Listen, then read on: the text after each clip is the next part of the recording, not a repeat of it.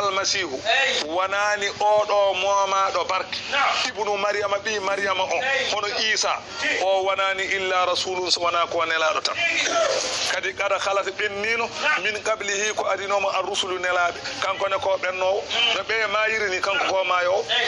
wo ummuhu paame yum makko kadi siddiqatun ko gonɗuɗo cattuɗo gonɗungol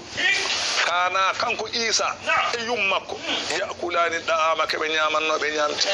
isa ne wottotono maaro ene ñama maafe ene ƴakka guerte no yimɓe heddiɓe ɓe no ñamirte ni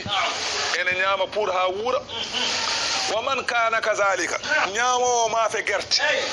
ñamowo maafe tiiri ñamowo maafe kanje la yakunu ilahun o wawande Allah sabu o reedu mum dogat o reedu mum dogat kay wawande Allah ha ƴakkowo guerte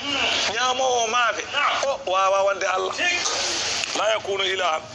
sabu o ko jahowo dow wuro o ko tarotoɗo o wawande Allah